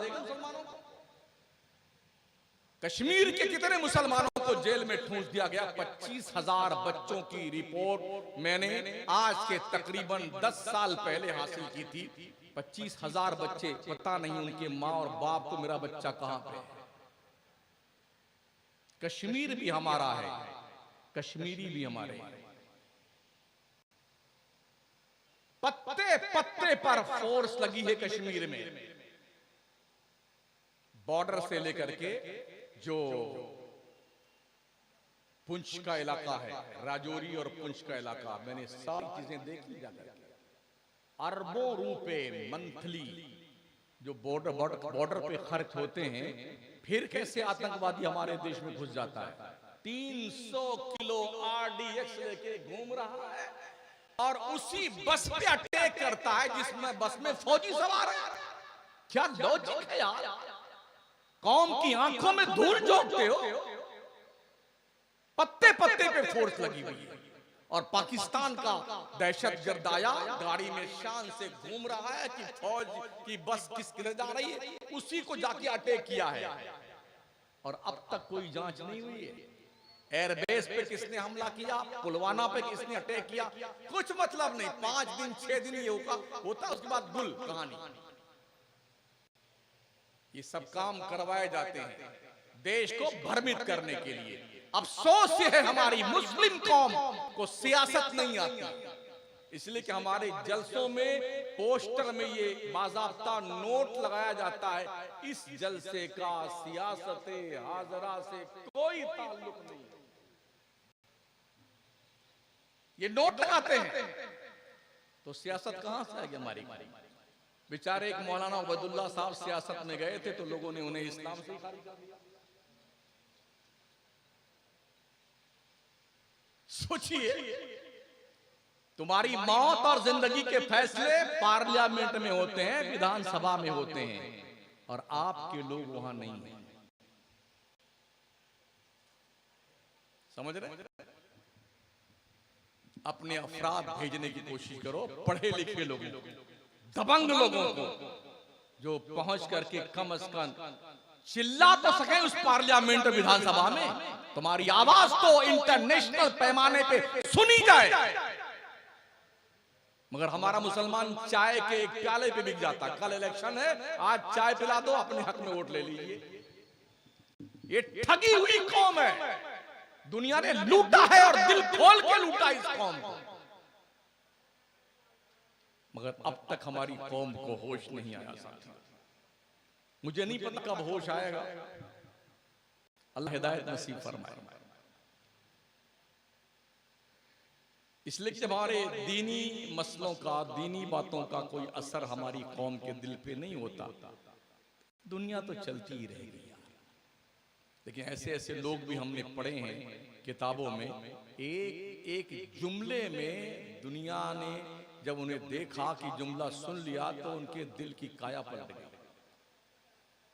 एक बादशाह था, तो उस बादशाह ने दोपहर में आराम फरमाने के लिए अपने गार्डन में एक महल बनवा रखा था और उस महल की सुरक्षा पर बॉडीगार्ड भी थे और कुछ कनीजें भी थी। बादशाह क्या करते थे, जब उन्हें नहाना होता था ना, तो कम से कम 2-3 घंटा तक उनका पानी गर्म होता था, ढोल पीटते थे लोग। बादशाह सलामत के गुस्ल फरमाने का वक्त आ गया है, ज़ियारत फरमाने चलिए। तो झुंड इकट्ठा होता था बादशाह का गुस्ल देखने के लिए। कनीजें नहलाती थी बादशाहों को, पानी गर्म किया जाता था। और आज एक मतलब ये बटन दबाया गीजर का, 10 मिनट पानी गर्म, ये नहाए और निकल ली। घंटों एहतमाम होता था। तो आराम फरमाने, कैलूला फरमाने के लिए बादशाह ने एक स्पेशली कमरा बना रखा था जो गार्डन में था। उस पे कनीज थी मौजूद कि बादशाह के आने से पहले बिस्तर को सुलटा उला के ठीक ठाक कर दे। रोज का मामूल था। एक दिन उस कनीज के दिल में यह ख्याल आया, इस गद्दे पे सोने की बुनियाद पर आदमी को कैसा लगता होगा, आज लाओ ट्राई करते हैं। तो वो बादशाह के उस गद्दे पे सो गई, लेटी। लेटते उसकी आंख लग गई और इतनी गहरी नींद आई ना, इतनी गहरी नींद आई कि बादशाह आ भी गया तब तक आंख नहीं खुली। जब बादशाह ने उस कनीज की ये हरकत देखा तो लात मार के उसे जगाया। तुझे शर्म नहीं आई? मेरा डर नहीं लगा? मेरे बिस्तर पे तेरी औकात, तू सो गई। हुक्म सादर कर दिया गया कि कल इतने बजे दिन में मजमे आम में इस औरत को, कनीज को 100 कोड़े मारे जाए। सब इकट्ठा हो गए और जब कोड़ा मारे जाने लगा ना उस कनीज को, हर कोड़े पे वो जोर से हंसती। 10-15 कोड़ा जब मार चुका आदमी, तब तक वो हंसती रही। तो बादशाह ने कहा जरा रुक जाओ। करीब आया, पूछा उस कनीज से, क्या तुझे चोट नहीं लगती? कहा लगती है भाई। तो फिर तू हंसती क्यों है? कहा बादशाह सलामत, हंसती इसलिए हूं कि बेख्याली में एक बार इस बिस्तर पर सोने की बुनियाद पर अगर 100 कोड़े मारे जाना का हक हमको है और आपने आदेश दिया कि मुझे 100 कोड़ा मारा जाए एक बार लेटने की बुनियाद पर, तो मुझे ये सोच के हंसी आ रही, जो बादशाह रोज इस बिस्तर पे सोता है उसको अल्लाह कितना मारेगा। ये एक जुमला था जो बादशाह के दिल की दुनिया को तहोबाला कर दिया। बादशाह को लात मारा और पागलों की तरह जंगल में भागता फिरा। फिर किसी अहले दिल से मुलाकात हुई तो उसने डायरेक्शन दे करके उसे वली बनाया। एक और खातून थी, यतीम बच्चे थे उनके 2-3, बेवा थी, वो जंगल में रहती थी। एक गाय थी जिसके दूध पर उसकी गुजर बसर थी, दूध बेच करके अपने बच्चों का पालन पोषण करती थी। एक दिन बादशाह अपने हवारी मवारी के साथ जंगल में निकला शिकार करने के लिए। शिकार नहीं मिला तो बादशाह और उसके शिकारी जो हवारी थे सब वहां आराम फरमाने लगे। तो शिकारियों ने क्या किया, इस बुढ़िया की गाय को देखा, पकड़ा और बिस्मिल्लाह अल्लाह अकबर करके खूब कबाब बनाए और खूब खाया मौज से। बुढ़िया को मालूम पड़ा कि मेरी गाय बादशाह के कारिंदे खा गए। उसने बड़ी कोशिश की बादशाह तक पहुंचने की, मगर लोगों ने धक्के मार के निकाल दिया। बादशाह तक पहुंचने नहीं दिया उस बुढ़िया को। उसे पता चला कि ये अलप अरसलान का बेटा जो बादशाह है, 1-2 दिन के बाद फला पुल के ऊपर से गुजरेगा। तो जाके बुढ़िया जम करके बीच बीच रास्ते में बैठ गई। बादशाह की सवारी आने लगी तो उससे पहले आए, हटो बच्चों, रास्ता खाली करो, जल्दी करो, बादशाह आ रहे हैं, बादशाह सलामत आ रहे हैं। वो बुढ़िया चुप पे बैठी रही तो बैठी रही। सवारी बादशाह की आगे खड़ी हुई बुढ़िया, और हिम्मत देखिए, उसने बादशाह के घोड़े के गले की रस्सी पकड़ा। कहा बादशाह एक बात बता, तू मेरा हिसाब इस पुल पर करेगा या हश्र के मैदान वाले पुल सिरात पर करेगा? दोनों में से एक चुन ले। इतना सुनना था कि बादशाह घोड़े से नीचे आ गया। कहा मां क्या बात है? कहा बात यह है कि तेरे फौजियों ने मेरी गाय मार के खा ली है ज़िबा करके। मुझसे पूछा भी नहीं, मेरा मुआवजा भी नहीं दिया। मेरे यतीम बच्चों की परवरिश इसके दूध पे होती थी, और जब हमने कोशिश की तेरे तक पहुंचने की, तेरे फौजियों ने मुझे पहुंचने नहीं दिया। तो उस बादशाह ने 70 गायें दूध देने वाली उस बुढ़िया के हवाले किया और उन फौजियों को सख्त सजाएं दी, और उसके बाद बादशाहत को लात मारी और सेहरा नवर्दी करता हुआ अल्लाह का वली बना। कभी कभी जुमले जब दिल पे लग जाते हैं ना, तो वक्त के शहंशाह को फकीरों की गुदड़ी में पहुंचा देते हैं। पता है आपको, मखदूम अशरफ जहांगीर सिमनानी सिमना के बादशाह थे, कछौछा के राजा, वाह वलियों के ताजदार, वो सिमना के बादशाह थे। क्यों लात मारी उन्होंने बादशाहत को, और अलाउल हक पंडवी की बारगाह में होते हुए कछौछा पहुंचे। जब अल्लाह किसी बंदे के जरिए से दीन का काम लेना चाहता है तो रास्ते पैदा करता है। इब्राहिम बिन अदहम बहुत बड़े बादशाह थे, लेकिन एक दिन बादशाह सलामत अपने महल में आराम फरमा रहे थे, उनको आवाज सुनाई दी कि जैसे कोई ऊंट है जो उसके छत पे चल रहा है। तो उसने सदा लगाई, कौन है जो छत पे चल रहा है? तो गैब से आवाज आई, बादशाह सलामत मेरा ऊंट गुम हो गया है, उसी को ढूंढने निकला हूं।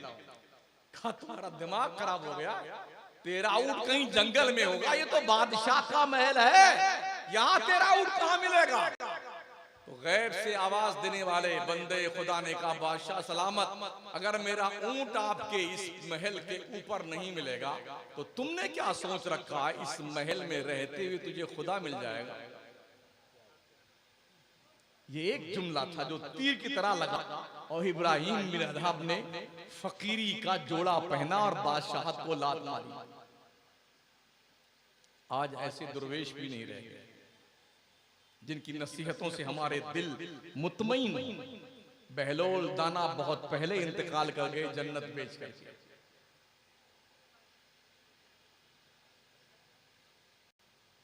वक्त के बादशाह ने कहा था, पानी मंगाया पीने के लिए, बहलोल दाना मौजूद थे सामने। जैसे मुंह के पास गिलास लगाया तो बहलोल दाना का, बादशाह साहब रुक जाए थोड़ी देर के लिए। कहा क्या बात है बहलोल? कहा एक बात बताइए, अगर आपको कहीं पानी न मिले तो ये आधा गिलास या एक गिलास पानी जो है ना, ये कितना पैसा दे के खरीदेंगे? तो बादशाह ने कहा आधी हुकूमत दे के खरीदूंगा। कहा अच्छा ठीक है, अब ये बताइए, अगर ये पानी आपके पेट में चला जाए एक गिलास का, और ये बाहर ना निकले पेशाब और पसीने के जरिए से, उसको निकालने के लिए कितना पैसा खर्च करेंगे? कहा आधी हुकूमत जो बची वो भी दे दूंगा। कहा आप पानी पी लीजिए। कहा क्यों?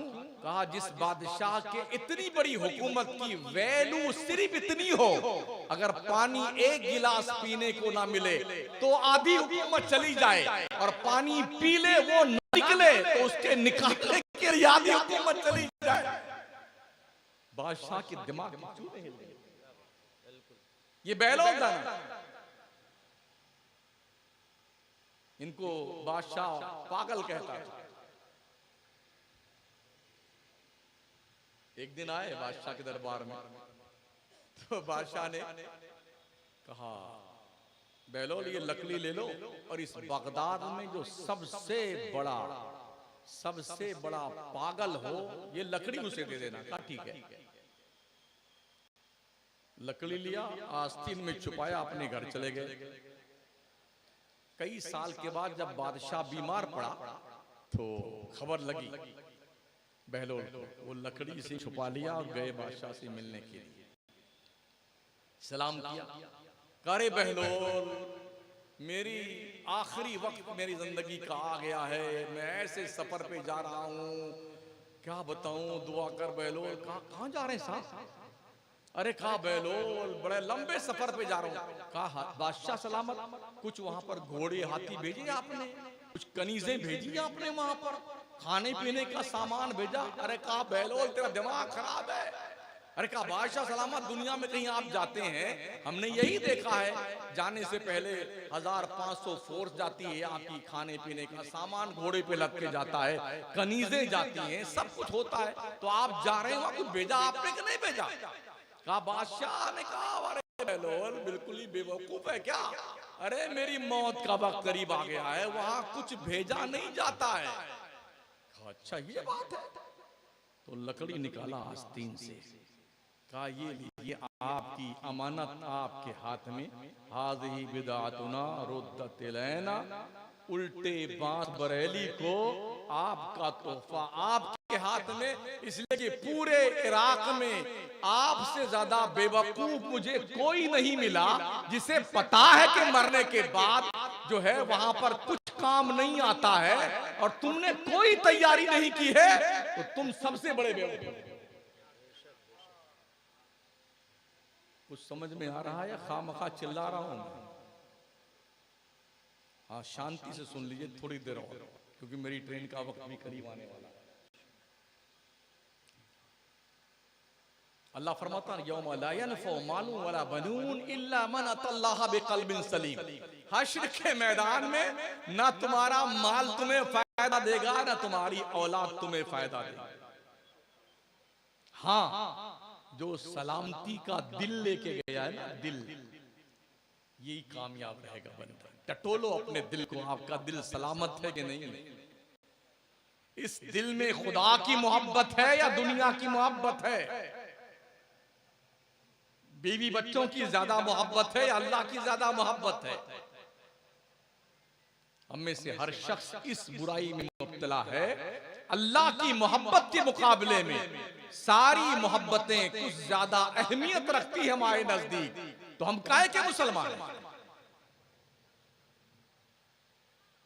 किस तरह के हम मुसलमान हैं?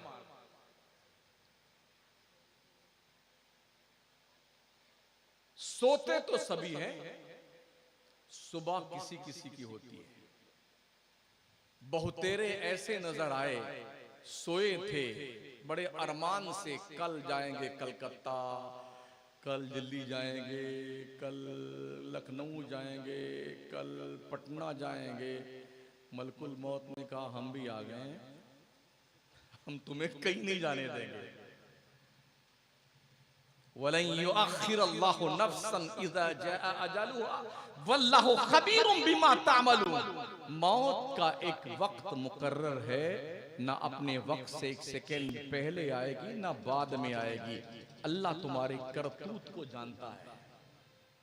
तुमने दिन के उजाले में क्या किया है, रात के अंधेरे में क्या किया है, अल्लाह को सब खबर है।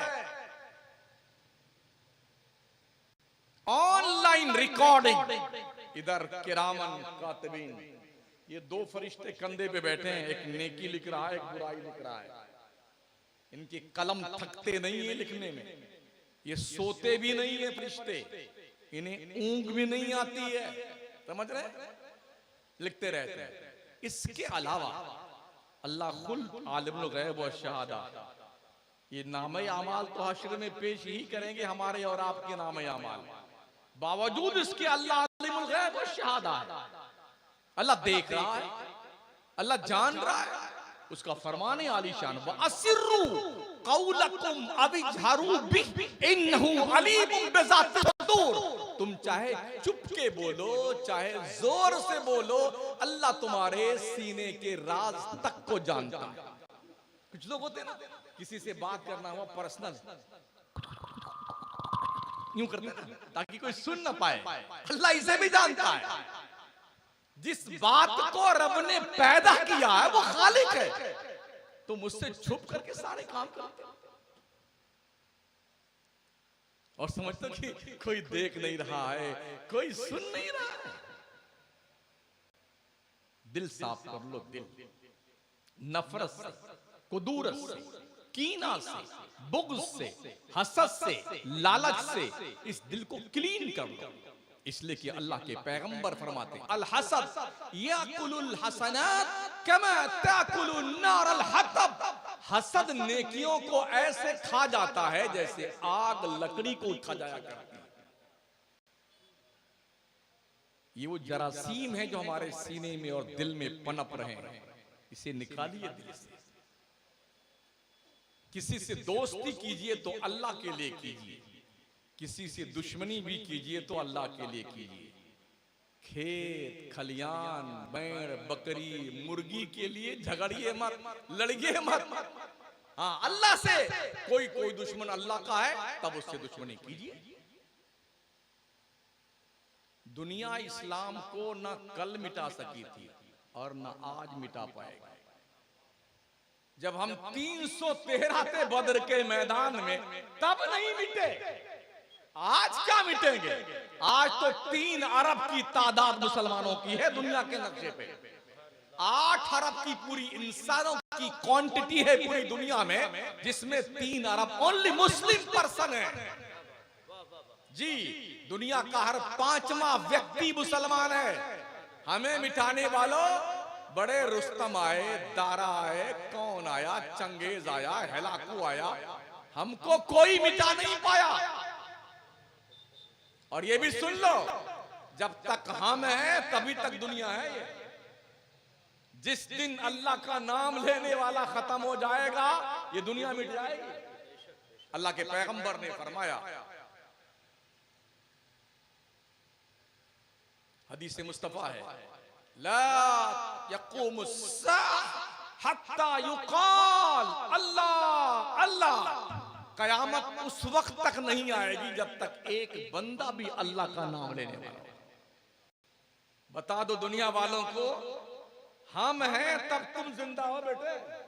हाँ, हमें रहने दो खैरियत से, ताकि तुम जिंदा रहो। जिस दिन हम नहीं रहेंगे, ये जमीन की चादर समेट दी जाएगी और कयामत आ जाएगी। हम पे जुल्म मत करो। बड़ी कोशिशें कर ली, हम नहीं मिटे।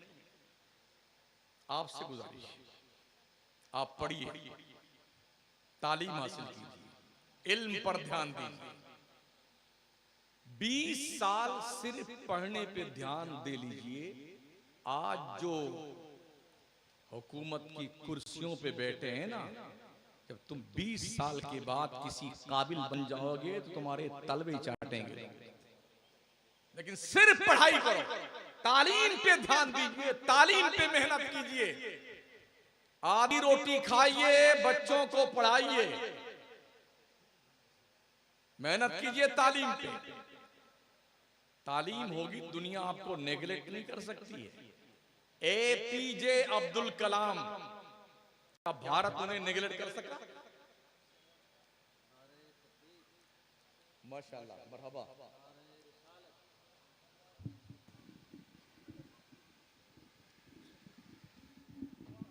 नारे तकबीर, नारे रिसालत, उलमाए अहले सुन्नत, हज़रत अल्लामा आरिफ इकबाल साहब क़िबला, हज़रत अल्लामा सैयद आरिफ इकबाल साहब क़िबला, उलमाए अहले सुन्नत, नारे तकबीर।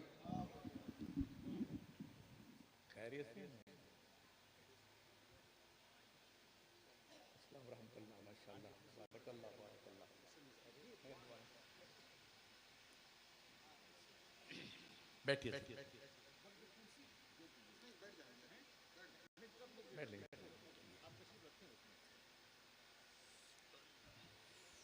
तवज्जो, 5-7 मिनट।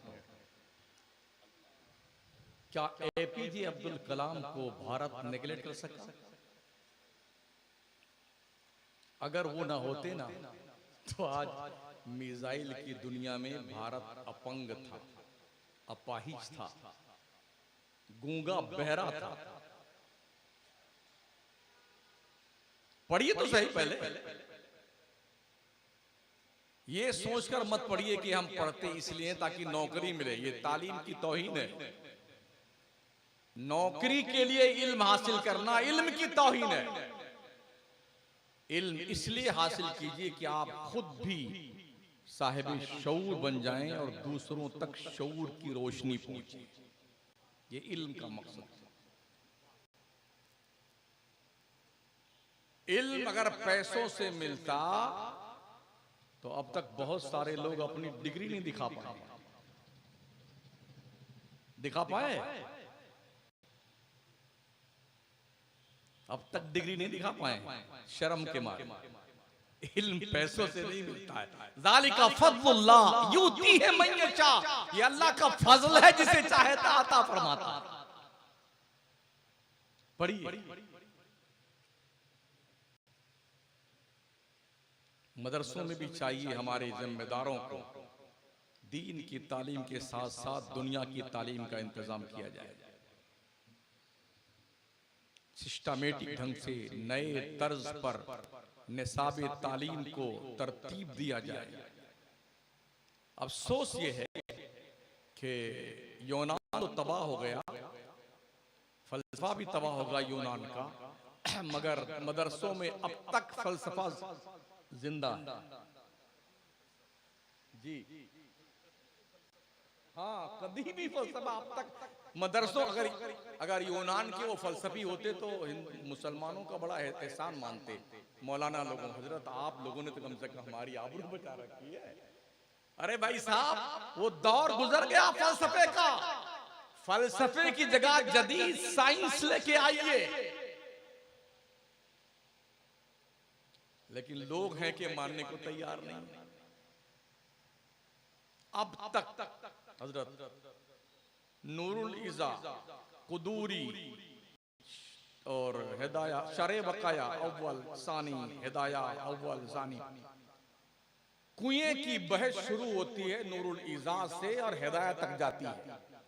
इतना चूहा गिर जाए तो यूं पानी निकाला जाए, और बिल्ली गिर जाए तो यूं निकाला जाए, कुत्ता गिर गया और मुंह उसका डूब गया तो इतना डोल पानी निकाला जाए, छुपकली गिर के मर के फूल फट गई तो यूं निकाला जाए। अरे भाई साहब, अब कुएं ही नहीं रहे तो मसला कहां ढूंढते फिरते हो? वो भी नूरुल इज़ा से लेकर के और हिदाया खड़े लिए छुपकली और चूहा बैठे हुए। अरे आप बहस नल पे कीजिए, हौज पे कीजिए, टंकी पे कीजिए। वो जमाने लग गए जब कुएं हुआ करते थे, अब कुएं नहीं है दुनिया में इल्ला माशाअल्लाह। हमारे जो बच्चे मदरसे से निकलते हैं ना, उसकी तबाही की वाहिद वजह कि जो जदीद तालीमी इंतजाम होना चाहिए उससे हम कोसों दूर हैं। आप दुनिया का मुकाबला ताकत से नहीं कर सकते हैं। दुनिया के पास ताकत बहुत है, आपके पास नहीं। दुनिया का मुकाबला आप पैसों से नहीं कर सकते हैं। दुनिया के पास पैसे बहुत हैं और बाज़ाब्ता कचरे के डब्बे में भी भर करके 800 करोड़ रुपया आरबीआई तक नहीं पहुंचते, बाहर निकल जाते हैं। दुनिया के पास पैसे बहुत हैं, आपके पास पैसे नहीं है। अब एक ऑप्शन बचता है, वो तालीम। और ये किसी के बाप की जागीर नहीं, हमारे बाप आदम की जागीर है। इल्म आदम की वरासत है। ओ औलाद आदम, अपने बाप की वरासत जहां से मिले उसे ले लो। इल्म औलाद आदम का गुमशुदा सरमाया है, जहां मिले उसे कलेक्ट कर लीजिए ताकि तुम्हारे पास इल्म आ जाए। स्कूल से मिले, कॉलेज से मिले, मदरसों से मिले, नदी में मिले, चौराहे पे मिले, गली में मिले, कुछ जहां मिले ले लो, तुम्हारे बाप का सरमाया है। पढ़िए। और अर्ज कर दूं चलते चलते, बिल्कुल लेटेस्ट 35 साल से एक गरीब मफलूकुल हाल मुल्क जिसे ईरान कहते हैं, अकीदा उनका क्या है मुझे उससे लेना देना नहीं। हम अहले सुन्नत वल जमात से ताल्लुक रखते हैं, बात नजरियात की हम कर रहे हैं। बावजूद इतनी बंदिशों के, तेल नहीं बेच सकते हो, ये नहीं कर सकते हो, वो नहीं कर सकते हो। 2-2 लाख रुपए का नोट है ईरान में। जिस मुल्क के बड़े बड़े नोट होते हैं उनकी करेंसी की दुर्दशा इतनी बुरी होती है जो कहने के लायक नहीं। इराक में सबसे बड़ा नोट 50,000 का है। 250 रुपए से इराक का नोट शुरू होता है। 1000 दीनार में एक चाय मिलती है दूध वाली इराक में। जिसके नोट बड़े हैं उसकी करेंसी डाउन है। ये सारा दंश झेलते हुए, जंग झेलते हुए ईरान ने तालीम के मैदान में जो इनकलाब पैदा किया, दुनिया ने देखा। सिर्फ 2-2.5 महीने के अंदर इंटरनेशनल गुंडों को तलवे चाटने पे मजबूर कर दिया। वो मार मारा है सारे भंगियों को, औकात भूल गए बेटे। तालीम, ग्रेजुएशन, क्वालिफिकेशन इतनी हाई फाई है, चाहे मर्द हो चाहे औरतें हो, बाज़ाब्ता तौर पर पीएचडी से कम की डिग्री किसी के पास नहीं है पूरे ईरान में। पढ़िए, मेहनत कीजिए, तालीम पे जोर दीजिए। और हम अपने अहबाब उलमाए किराम से गुजारिश करेंगे कि इन अनावीन पे गुफ्तगू की जाए ताकि कौम बेदार हो इल्म के मैदान में। अगर आप महीने में 30 दिन तीतर, मुर्गा, बटेर ये खाते हो ना, मछली, एक दिन खाओ, 29 दिन का पैसा रोक लो मछली का, दाल सब्जी खाओगे तो मर नहीं जाओगे। ये पैसे अपने बच्चों की फीस भर करके बच्चों को इस लायक बनाओ ताकि तुम्हारे बच्चे तुम्हारी कौम का मुस्तकबिल रोशन कर सके,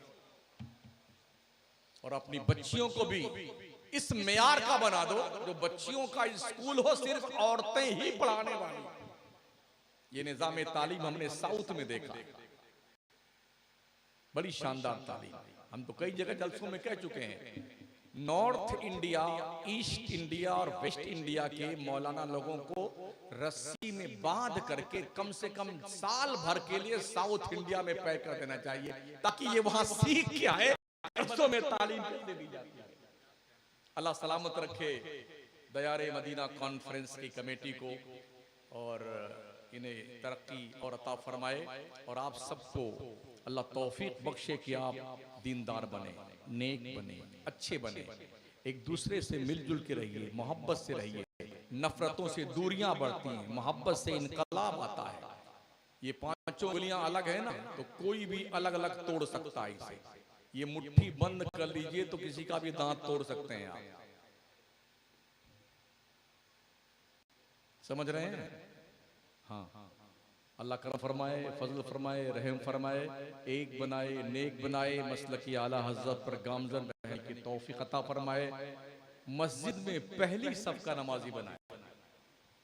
हाँ, नंबर ना आए पहली सफ में तो दूसरी तीसरी में कहीं जाए, हो कोशिश कीजिए पहली सफ, इसलिए वो भी पहले सफ में दाहिनी तरफ। अल्लाह के पैगंबर फरमाते हैं अल्लाह की रहमत सबसे पहले इमाम पर उतरती है, फिर उसके बाद पहली सफ में दाहिनी तरफ वालों पे, फिर पहली सफ में बाईं तरफ वालों पे, दूसरी सफ में दाहिनी तरफ, दूसरी तरफ में बाईं तरफ। इस तरह तरतीबवार खुदा की रहमत इमाम पर उतर करके पीछे वालों तक जाती है। अस्तगफिरुल्लाह रब्बी मिन कुल्लि ज़ंबिन व अतूबु इलैहि, ला इलाहा इल्लल्लाह मुहम्मदुर रसूलुल्लाह। अस्सलामु अलैकुम व रहमतुल्लाहि व बरकातहू।